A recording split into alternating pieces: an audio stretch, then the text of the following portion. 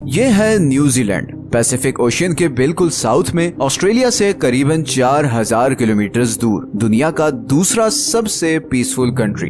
India और पाकिस्तान में रहने वाले ज्यादातर लोग मेरी तरह न्यूजीलैंड को क्रिकेट की वजह से ही जानते हैं। Brendon McCullum, Ross Taylor, Daniel Vettori. मैं तो न्यूजीलैंड को इन्हीं की वजह से जानता था। पर न्यूजीलैंड दुनिया में बहुत ज्यादा मशहूर है, खासकर अपनी बड़ी बड़ी माउंटेन रेंजेस, खूबसूरत लेक्स और हाई क्वालिटी ऑर्गेनिक फूड की वजह से। आप में से कुछ लोगों को शायद ये ऑलरेडी पता होगा कि मशहूर movie Lord of the rings की शूटिंग भी न्यूजीलैंड की इन्हीं खूबसूरत वादियों में हुई थी। न्यूजीलैंड का मौसम बिल्कुल यूके की तरह है, हल्की सी गर्मी, लॉन्ग विंटर्स और अच्छी खासी बारिश। मगर इसके बावजूद न्यूजीलैंड की पॉपुलेशन यूके की पॉपुलेशन का 7% भी नहीं। अगर आप न्यूजीलैंड का ये मैप देखें तो आपको नजर आएगा कि करीबन 80% न्यूजीलैंड बिल्कुल खाली है और वहाँ कोई नहीं रहता। न्यूजीलैंड की 70% आबादी इधर नॉर्थ में रहती है और नॉर्थ की भी 50% आबादी इस एक शहर ऑकलैंड में रहती है। इतना जबरदस्त मौसम, खूबसूरत सीनरी, लो क्राइम रेट और हाई स्टैंडर्ड ऑफ लिविंग के बावजूद 80% न्यूजीलैंड खाली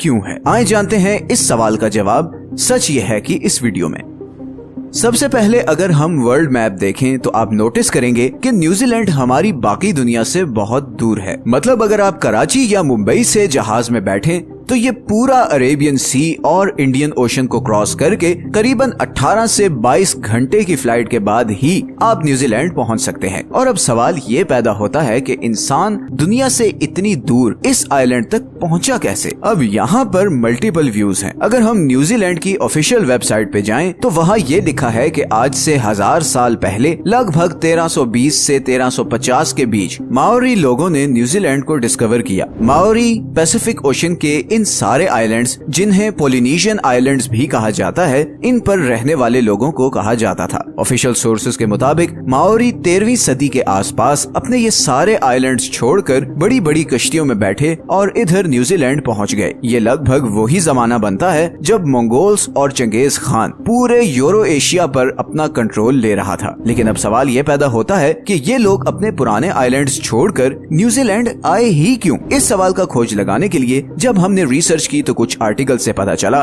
कि माओरी के अपने हिस्टोरिकल रिकॉर्ड्स में थोड़ा सा डिफरेंस है। माओरी ट्रेडिशंस के मुताबिक न्यूजीलैंड 13वीं सदी में नहीं बल्कि उससे भी 500 साल पहले अराउंड 750 एडी में कूपे नाम के एक माओरी ने डिस्कवर किया था। कूपे एक फिशरमैन था जो अपने और अपने ट्राइब के लिए मछलियां पकड़ता था। मगर फिर ऐसा होना शुरू हुआ कि जब भी वो जाल लगाता तो उसकी मछलियां उस एरिया में पाए जाने वाले ऑक्टोपस खा जाते और इन लोगों के हाथ कुछ भी न लगता। अब क्योंकि इन लोगों का मेन फूड सोर्स था ही मछली, तो काफी प्रॉब्लम क्रिएट होना शुरू हो गई और उसका हल ये निकाला गया कि कूपे और उसके कुछ साथी समुंदर में जाकर किसी और आइलैंड की खोज लगाने की कोशिश करेंगे जहां पर खाने पीने की अच्छी खासी सप्लाई हो। इसी खोज में कूपे अपने साथ 20 से 25 आदमी लेकर पैसिफिक ओशन में उतर गया। कुछ दिन के सफर के बाद ही उन्हें बड़े बड़े पहाड़ों वाला एक आइलैंड नजर आया। ये न्यूजीलैंड था। सी फूड, भेड़ बकरियों और फलों से माला माल आइलैंड, जिसपे और कोई दूसरा इंसान नहीं था। ये कूपे और उसके ट्राइब के लिए परफेक्ट जगह थी। कूपे ने अपने चंद साथियों को वापस पोलिनेशियन आइलैंड्स भेजा ताकि वो बाकियों को इस आइलैंड की खबर दें और इस तरह न्यूजीलैंड पर माओरी लोग आबाद होना शुरू हुए। 17वीं सदी तक माओरी लोग सुकून से न्यूजीलैंड में रहते रहे और दुनिया से दूर होने की वजह से ना उनकी किसी से कोई दुश्मनी थी और ना ही किसी से कोई खतरा। मगर ये सब बहुत जल्द बदलने वाला था। ये वो वक्त था जब वेस्टर्न नेशंस अपनी ताकत को बढ़ाने के लिए पूरी दुनिया में फैल रही थी। एक्सप्लोरर्स को भेजा जा रहा था कि वो आइलैंड्स, कंट्रीज और कॉन्टिनेंट्स डिस्कवर करें जिन पे कब्जा करके यूरोपियन कंट्रीज अपनी पावर बढ़ा सकें। इसी सिलसिले में एक Dutch explorer Abel Tasman Pacific Ocean के साउथ में किसी कॉन्टिनेंट की खोज में निकला। बिकॉज उस वक्त यूरोपियंस का ख्याल था कि इस हिस्से में कोई कॉन्टिनेंट जरूर होगा और अगर ऐसा हुआ तो वो यूरोपियन कंट्रीज के लिए बहुत सी अपॉर्चुनिटीज न्यूजीलैंड के दरवाजे खोल देगा। 1642 में टैस्मैन ने न्यूजीलैंड को डिस्कवर किया, मगर उसने जब वहाँ उतरने की कोशिश की तो उसकी माओरी लोगों के साथ जबरदस्त खूनी लड़ाई हुई और मजबूरन उसे भागना पड़ा। फिर 1769 में एक ब्रिटिश ऑफिसर जेम्स कुक इसी कॉन्टिनेंट को ढूंढता हुआ न्यूजीलैंड आ पहुंचा। एक दफा फिर जेम्स के फौजियों और माओरी लोगों में जबरदस्त लड़ाई हुई और उसमें कई माओरी चीफ भी मारे गए। जेम्स को वापस जाना पड़ा, मगर इस बार उसने न्यूजीलैंड और इस सारे सफर का डिटेल्ड मैप बना लिया और इसी मैप के थ्रू फिर 18वीं सदी में यूरोपियंस इस आइलैंड तक पहुंचना शुरू हुए और इस बार उन्होंने माओरी लोगों के साथ बड़े स्मार्ट तरीके से डील किया। उन्हें ट्रेड और प्रॉफिट का लालच देकर ब्रिटिशर्स ने उधर अपनी नेवल पोर्ट्स बनाना शुरू की और फिर 100 साल बाद ही ब्रिटिशर्स ने न्यूजीलैंड का कंप्लीट कंट्रोल ले लिया। ब्रिटिशर्स और माओरी लोगों के दरमियान 1840 में एक ट्रीटी साइन हुई जिसे द ट्रीटी ऑफ वायतांगी कहा जाता है और इस ट्रीटी के बाद न्यूजीलैंड ऑफिशियली यूरोप और ब्रिटिश एम्पायर का हिस्सा बन गया। उस वक्त माओरी लोगों की पॉपुलेशन करीबन 2 लाख थी, लेकिन अगले 100 सालों में ये पॉपुलेशन बढ़ने के बजाय 2 लाख से कम होकर 40,000 तक पहुंच गई और उसकी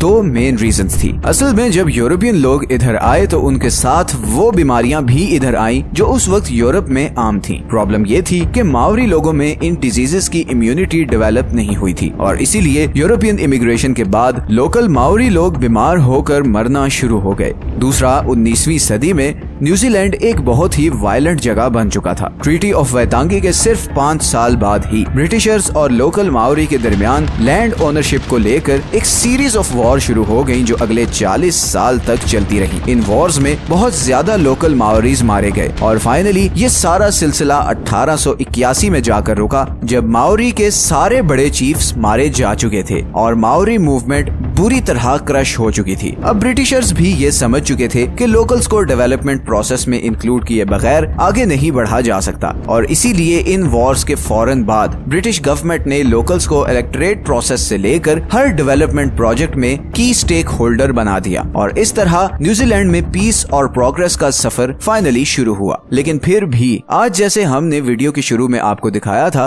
न्यूजीलैंड का इतना ज्यादा एरिया खाली क्यों है और सारे लोग इधर नॉर्दर्न आइलैंड में ही क्यों रहते हैं? असल में न्यूजीलैंड का ये सदर्न रीजन बिल्कुल खाली इसलिए है क्योंकि इस सारे एरिया पर रहना या कंस्ट्रक्शन करना नियरली इम्पॉसिबल है। न्यूजीलैंड के सदर्न पार्ट में हर तरफ माउंटेन रेंजेस हैं। इस सारे एरिया में हर तरफ ऊंचे ऊंचे पहाड़ हैं और जमीन इतनी अनइवन है कि इवन बेसिक इंफ्रास्ट्रक्चर जैसे रोड वगैरह बिल्ड करना भी ऑलमोस्ट इम्पॉसिबल है। पहाड़ों के इस तरफ ये ईस्टर्न साइड की जमीन बहुत ही खुश्क और इनफर्टाइल है जिसकी वजह से यहाँ पर इरिगेशन वगैरह भी नहीं हो सकती। इसीलिए न्यूजीलैंड की मेजॉरिटी पॉपुलेशन इधर नॉर्दर्न आइलैंड पर रहती है। पॉपुलेशन शॉर्टेज के इस मसले को हल करने के लिए न्यूजीलैंड गवर्नमेंट ने वर्ल्ड वॉर 2 के बाद इमिग्रेशन पॉलिसीज रिलैक्स की। वर्ल्ड वॉर 2 से पहले न्यूजीलैंड में नॉन वाइट लोगों की एंट्री मना थी और इसी वजह से न्यूजीलैंड की पॉपुलेशन 1950s तक स्टैग्नेंट रही और उसके बाद जब ये रिस्ट्रिक्शन खत्म हुई तो एशिया स्पेशली चाइना, फिलीपींस और इंडिया से लोग इधर आकर आबाद होना शुरू हुए एंड न्यूजीलैंड की पॉपुलेशन में फाइनली मच नीडेड बूम आना शुरू हुआ।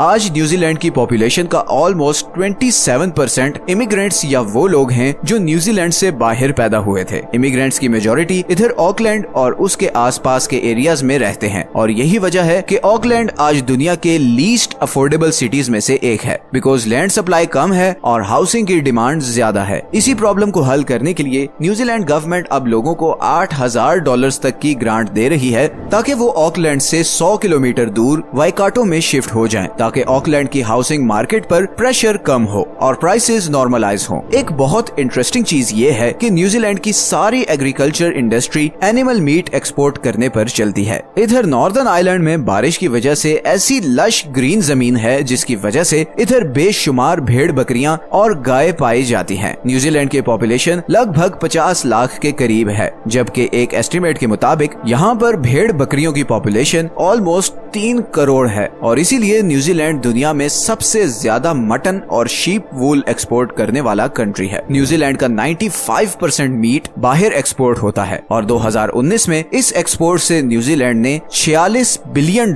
का रेवेन्यू कमाया। न्यूजीलैंड दुनिया की 50वीं बड़ी इकोनॉमी है और इस इकोनॉमी का main source of revenue agricultural export है। $46 बिलियन सिर्फ गोश्त की एक्सपोर्ट से कमाना एक अनबिलीवेबल चीज है और ये इंडिया, पाकिस्तान और बांग्लादेश के लिए एक मोटिवेशन होनी चाहिए क्योंकि ये तीनों प्राइमरीली एग्रीकल्चरल कंट्रीज हैं। अगर आपको आज की वीडियो अच्छी लगी है तो इसे लाइक और चैनल को सब्सक्राइब जरूर कर दें। ये हैं वो सारे सोर्सेज जहां से हमने इस वीडियो के लिए कंसल्ट किया है। मिलते हैं नेक्स्ट वीडियो में, अपना ख्याल रखें। अल्लाह हाफिज।